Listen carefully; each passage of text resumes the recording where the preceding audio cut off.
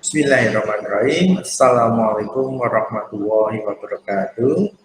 Selamat pagi semua, salam sejahtera untuk kita semua. Perkenalkan, saya Hamid Abdillah, dosen jurusan Pendidikan Vokasional Teknik Mesin, Fakultas Keguruan dan Ilmu Pendidikan, Universitas Sultan Ageng Tirtayasa. Dalam video ini, saya akan menjelaskan mengenai salah satu pelaksanaan dari Tridharma, yakni Tridharma pengajaran. Nah, Tridharma pengajaran yang akan saya sampaikan adalah pengajaran dalam mata kuliah gambar teknik. Video ini saya sajikan dengan menggunakan pendekatan dia, yakni D untuk delivery, I untuk interaction, dan A untuk assessment. Sebelum saya melakukan penjelasan mengenai pelaksanaan Tridharma ini dengan menggunakan pendekatan dia, yang pertama saya akan menjelaskan mengenai deskripsi dari mata kuliah gambar teknik itu sendiri.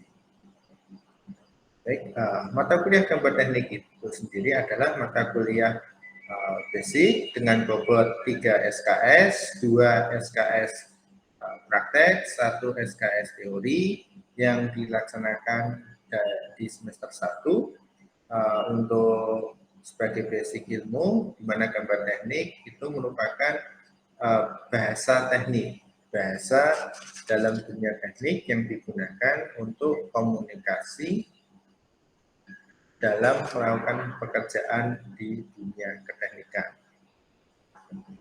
Bahasa teknik ini penting karena apa? Ini bahasa merupakan alat komunikasi utama, di mana jika kita tidak bisa berkomunikasi dengan baik, artinya kita tidak akan dapat melakukan pekerjaan dalam bidang teknik dengan baik.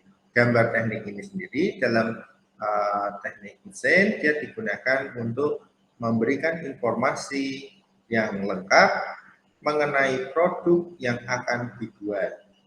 Di sini sebagai seorang desainer atau drafter itu memiliki tugas untuk membuat gambar teknik yang lengkap, bisa dibaca, sehingga akan memudahkan nantinya untuk pekerja di lapangan atau operator dalam melakukan produksi dari produk yang dibuat. Apa saja informasinya? Kurang lebih di sini mencakup mengenai bentuk dan ukuran serta toleransi atau spesifikasi lain yang dimiliki oleh produk.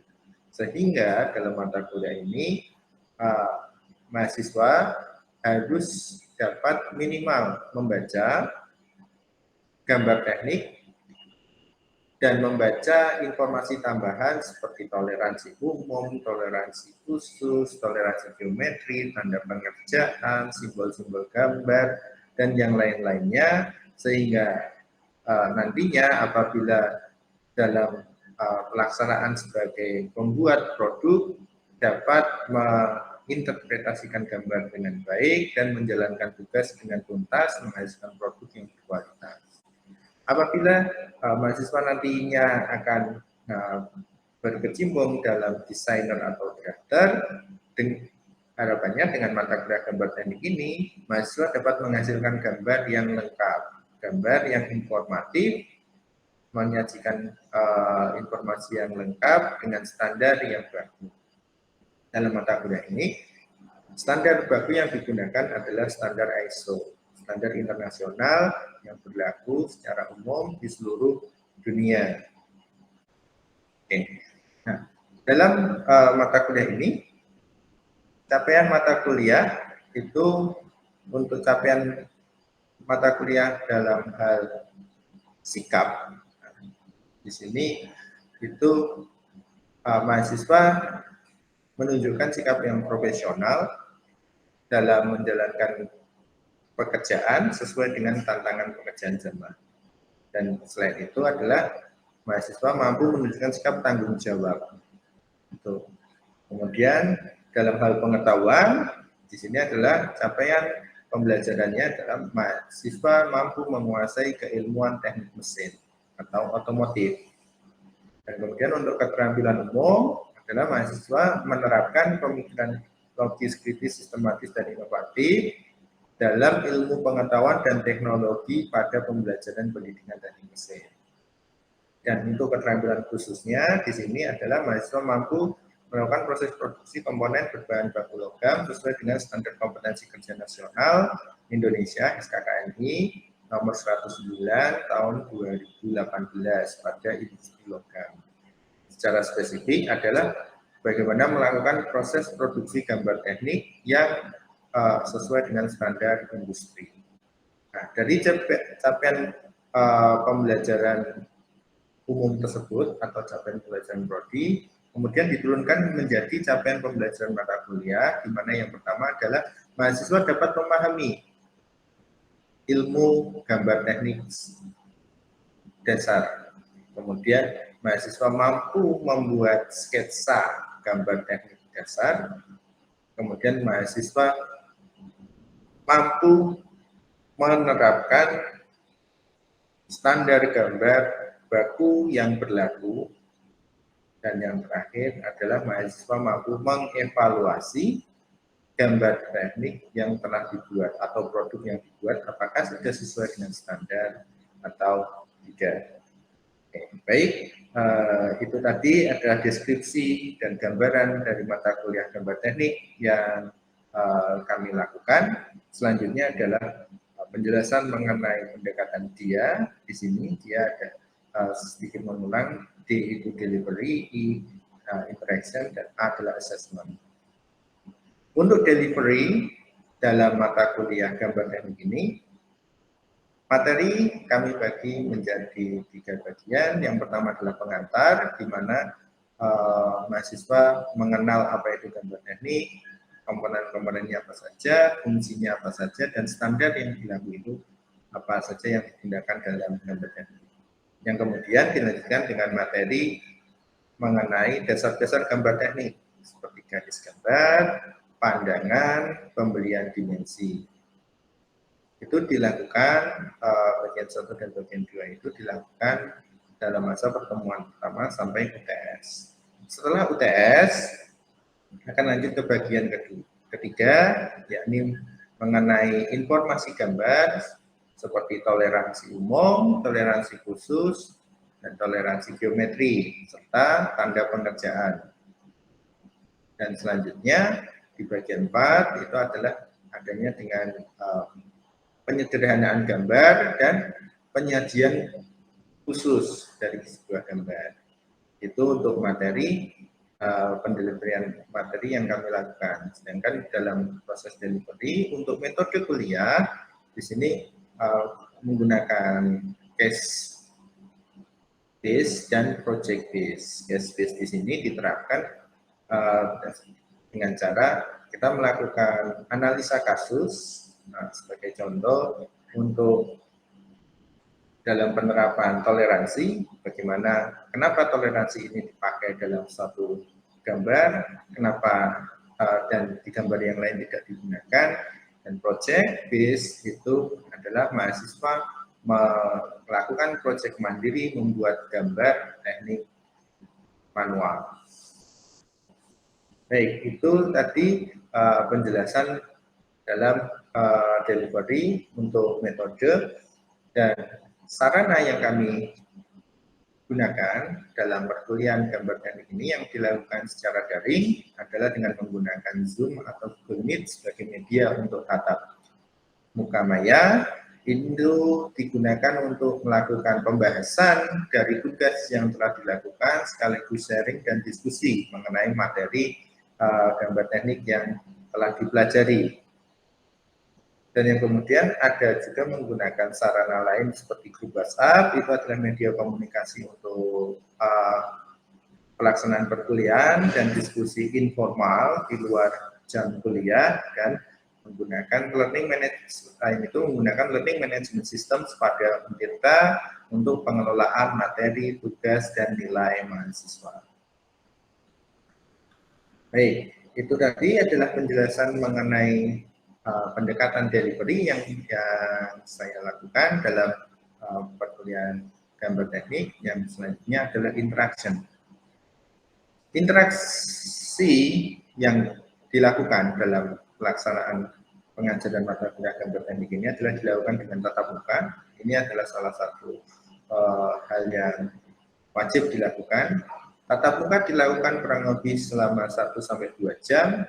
Di sini tatap muka bertujuan untuk melakukan refleksi sekaligus diskusi dari pekerjaan atau proyek yang telah dilakukan oleh mahasiswa.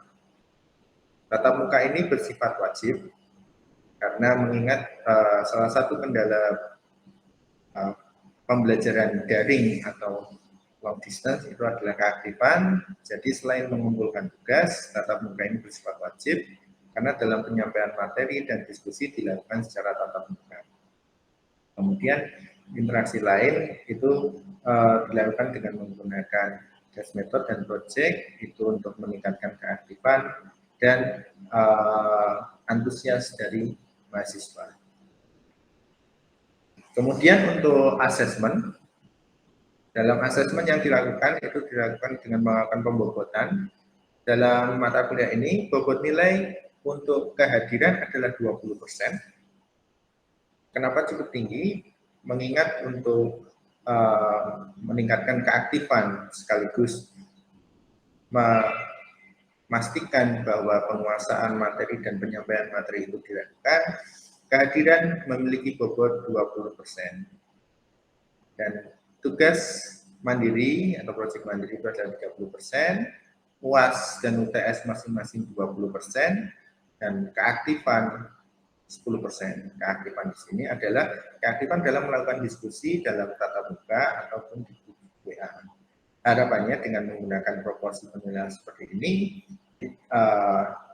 pembelajaran menjadi lebih aktif, mahasiswa tetap aktif, sehingga capaian pembelajaran dapat dipenuhi.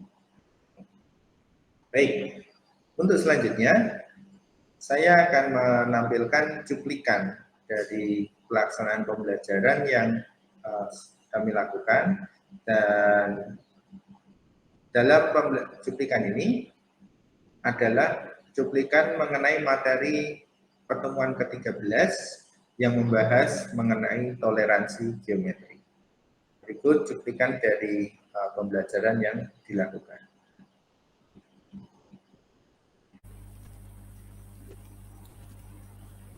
Terdengar ya suaranya ya? Terdengar Pak. Ada. Iya Pak. Oke, baik. Sebelum kita mulai kuliah kita pada siang hari ini, mari kita berdoa menurut agama dan budaya masing-masing. Berdoa dipersilahkan. Oke, cukup. Terima kasih untuk kehadirannya. Oke, kita lanjut ya. Kemarin sudah kita bahas mengenai toleransi umum dan khusus. Nah, ini nanti silakan ditampilkan tugasnya yang kemarin, sekaligus akan kita bahas dengan apa itu namanya toleransi khusus, tema toleransi geometri. Jadi sebelumnya akan saya kasih pengantar dulu. Jadi kemarin itu teman-teman kan sudah mengerjakan ya untuk gambarnya. Nah, kenapa harus dikerjakan dulu supaya teman-teman tahu pernah menggambar, oh simbol ini itu ternyata dia untuk toleransi geometri. Nah, oke, saya akan share screen dahulu. Oke, ini sudah kelihatan ya?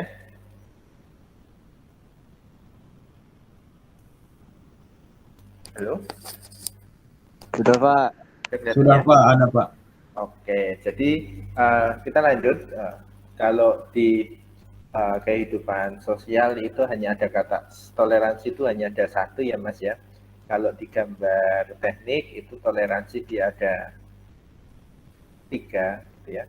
Toleransi umum kemarin yang dia pakai ISO 2768, kemudian oleh toleransi khusus dia juga ISO, dia ada grade-nya dan dia sudah mulai spesifik digunakan untuk berpasangan, khususnya poros dan lubang yang dia menggunakan H7, kemudian P6 untuk yang sesak, untuk yang sedang, dan yang untuk yang longgar.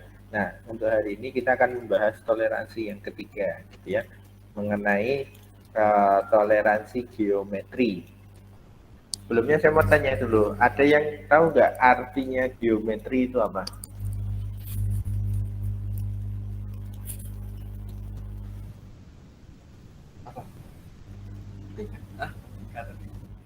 Geometri.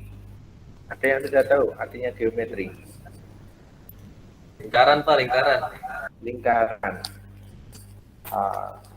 Kurang. Ada jawaban yang lain? Silakan. Yang diawali titik Pak. Bentuk bangunan, Pak. Bentuk Titik. bangunan. Oke. Terus ada lagi yang lain? Yang diawali dengan titik. Titik Oke. bukan? Diawali dengan titik. Ada lagi yang lain? Baru 3. Satu lagi boleh? Satu lagi langsung berangkat. Lanjut ke penjelasannya, utamanya. Menunjukkan posisi relatif gambar dan sifat ruang. Menunjukkan posisi relatif gambar dan sifat ruang. Oke, jawaban yang terakhir cukup saintifik ya. Oke, kalau di gambar teknik dan di teknik mesin khususnya, geometri dia berhubungan dengan bentuk dan ukuran. Kalau tadi kan dia ruang ya, ruang itu bisa lebih dispesifikkan lagi ke bentuk. Jadi dia geometri di sini nanti akan memberikan gambaran ke kita mengenai toleransi dari bentuk yang dibuat gitu. Ada beberapa jenis geometri yang biasa digunakan di teknik mesin. Tadi ada yang nyebutnya lingkaran, ya lingkaran itu kan bentuk. Nah, bentuk geometri itu dia bisa disebut bentuk juga karena dia untuk memberikan toleransi atau batas minimal dan maksimal bentuk yang dicapai. Karena apa? Proses pembuatan itu kan, pembuatan produk itu kan juga bisa diartikan sebagai pembentukan produk yang semula dia bulatnya hanya 1 menjadi bulatnya 2, yang semula dia bentuknya bulat bisa menjadi kotak. Nah, perubahan dari bulat ke kotak itulah terkadang yang memunculkan toleransi geometri. Supaya apa? Supaya kotaknya itu simetri. Juga toleransi untuk mengkontrol baik dari bentuk maupun ukuran. Nah, penunjukannya toleransi geometri itu seperti ini.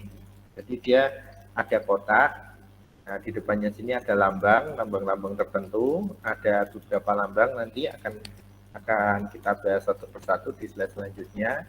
Dan kotak yang kedua di sini atau di samping kanannya ini, dia biasanya adalah ukurannya.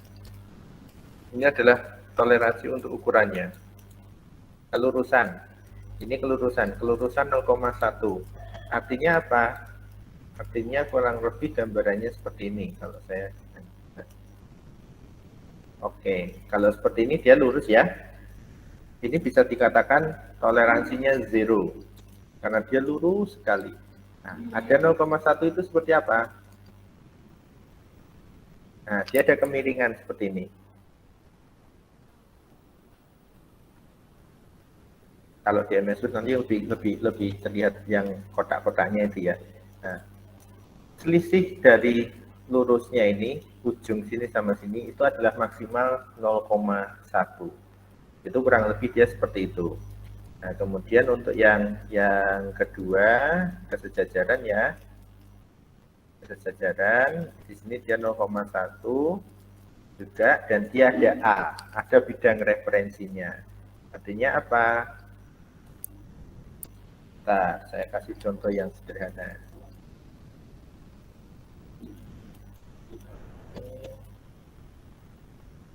Ya.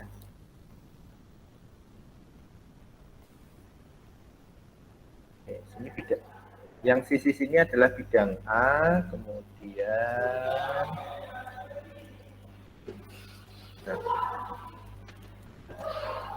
Ini warnanya saya bedakan. Ya biru ya. Nah, biru ini dia anggap saja ada penunjukan toleransi seperti ini ya. Dia sejajar 0,1 terhadap A. Artinya apa? Dia harus sejajar ini. Dia boleh ada kemiringan sedikit seperti ini. Dihitung terhadap A. Jadi ini kan seakan-akan garis A-nya ini juga ada di sini ya. Seakan-akan dia garis A-nya juga ada di sini. Nah, selisih kesejajarannya ini dengan ini itu adalah 0,1. Oh, bedanya kok ini nggak ada A-nya Pak, kok yang ini ada. Nah, itu ada karena dia untuk yang kategori kesejajaran dia butuh yang namanya datum atau bidang referensi atau bidang acuan gitu, datum. Nah, makanya di sini ada penunjukan A. Dan yang ketiga seperti ini, dia datumnya ini cuma satu ya A. Kalau ini dia ada ABC, ACB, berarti dia bidang referensinya ada 3 gitu. Bidang referensinya dia ada 3. Di sini dan di sini. Dan yang ini itu adalah menunjukkan posisi. Oh maaf, belum saya ganti ya ini ya.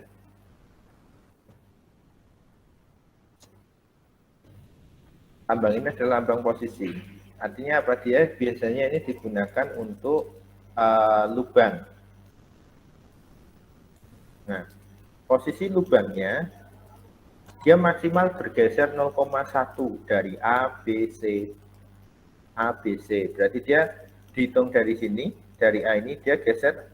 Misal di sini dia ada ukurannya 5 mili, berarti dia maksimal gesernya 0,1, ini maksudnya gesernya 0,1, ke bawah juga 0,1. Dia boleh bergeser ke A, ke C, dan ke B. Gitu. Jadi itu kurang lebih untuk penjelasan dan penunjukannya mengenai toleransi geometri. Oke, sampai di sini dulu. Ada yang ingin ditanyakan nggak? Jelas atau bablas?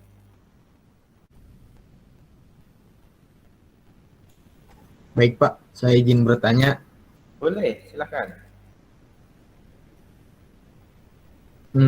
Kenapa di gambar toleransi mempunyai lambang itu Pak? Tujuannya untuk apa itu Pak? Oh, toleransi geometri lambangnya beda-beda ini ya? Iya, itu tujuannya memakai lambang itu apa itu Pak maksudnya Pak? Terima kasih Pak. Oke, Mas Syahrul. Punten itu Pak, punten. Sila. Tidak apa-apa. Kalau tidak tahu itu wajib bertanya, gitu ya, biar tidak tersesat. Oke. Biar tidak tersesat. Oke, jadi di sini lambang itu lambang fungsinya yang pertama yaitu adalah untuk menyederhanakan nama atau penulisan. Kalau di gambar teknik ditulis, oh permukaan ini memiliki kelurusan 0,01 sejajar dengan A. Itu kan menghabiskan ruangan yang banyak. Makanya dia untuk dipenunjukkan dia cukup menggunakan lambang seperti ini. Nah, itu kenapa muncul lambang. Terus yang kedua, di sini kenapa lambangnya berbeda-beda Pak? Berbeda karena dia memiliki sifat yang berbeda. Kelurusan. Lambang yang paling mudah untuk menggambarkan sebuah kelurusan adalah garis. Nah, kemudian posisi.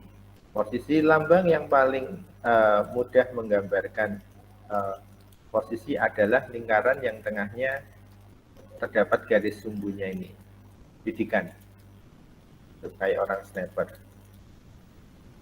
Kebulatan, lambang kalau yang lebih pas untuk bulat ya lingkaran, gitu. Ketegak lurusan dia lambangnya secara internasional sudah seperti ini. Ketirusan, dia cukup ada permukaan miring. Kesejajaran, gitu. Jadi penggunaan lambang itu dia selain sudah ada standarnya sendiri, itu juga dipilih berdasarkan apa? Dia mewakili dari sifat dari toleransi yang dimaksud. Begitu Mas Syahrul. Jelas? Baik, terima kasih Pak. Punten itu Pak. Oke, tidak apa-apa. Karena emang lambangnya aneh-aneh. Untuk yang dari SMA saya yakin pasti bingung kenapa kok banyak lambang, banyak kode ya. Di teknik memang seperti itu ya. Kita punya bahasa sendiri, bahasa teknik ya, itu ya biasanya adalah lambang, angka, dan huruf. Oke, ada lagi yang lain yang ingin tanyakan, silakan.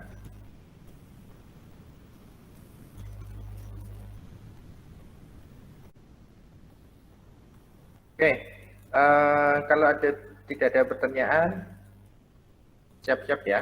Nanti di Spada akan saya update. Ada oleh-oleh lagi, Pak. Oh, ada dong. Surprise ya Pak ya. Pak jangan banyak Pak. Iya, Pak. Lagi laprak, Pak. Wah, udah kebanyakan oleh-oleh Pak. Bener, Pak. Bener, Pak. Enggak. Saya badan aja gede. Diskon Pak, diskon. Didi taruh. Badan aja gede. Ini negosiasi. Olehnya buat bintang aja Pak. Badan aja gede Pak. Mau diwakili Mas Bintang? Iya, diwakilin bintang aja Pak oleh-olehnya. Gak apa-apa, apa sih? Ya, nanti ditunggu aja di Spada ya. Sekarang sedang proses upload. Kalau tidak ingin dapat oleh-oleh, berdoalah supaya uploadnya gagal.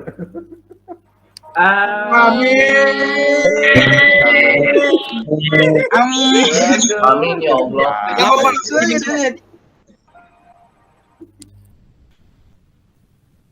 Gambar itu masih banyak yang harus dipelajari loh ya, harus sabar.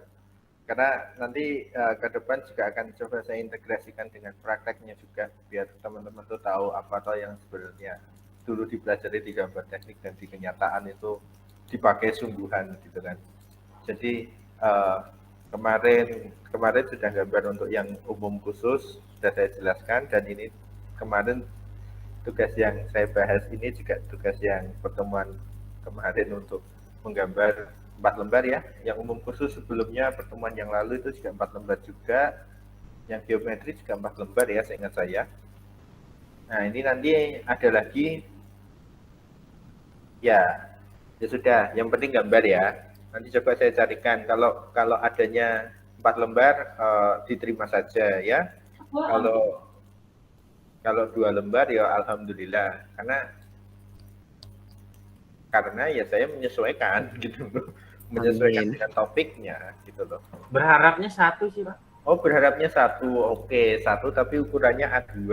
A2 itu sama dengan 4. Jangan Pak, jangan. Sama aja bohong Pak itu. Jangan rumah, aduh jangan ya. Pak. Karena A2 itu kan setara dengan 4A4. Nah.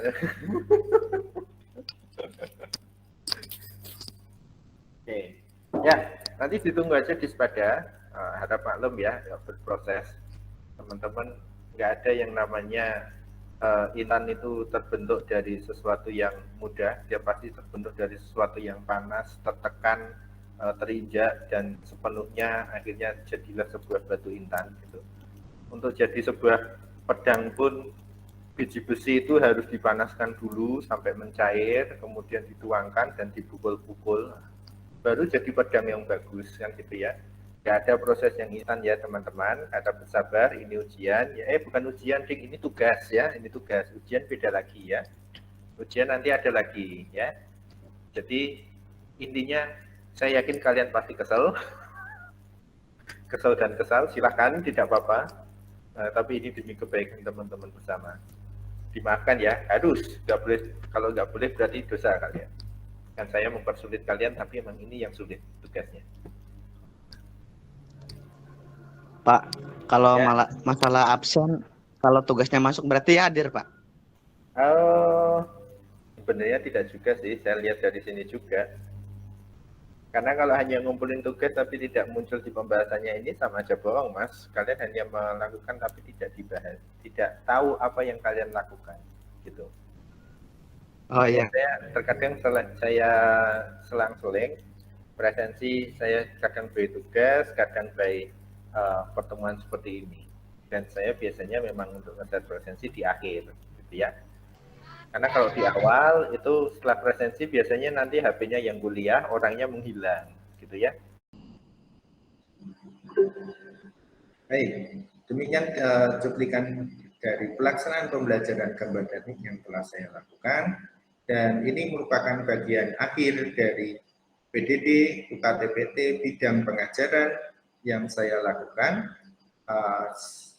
Sebagai penutup, saya mengucapkan terima kasih atas perhatian dan segala masukannya. Kurang lebihnya kami mohon maaf. Billahi taufiq wal hidayah. Assalamualaikum warahmatullahi wabarakatuh.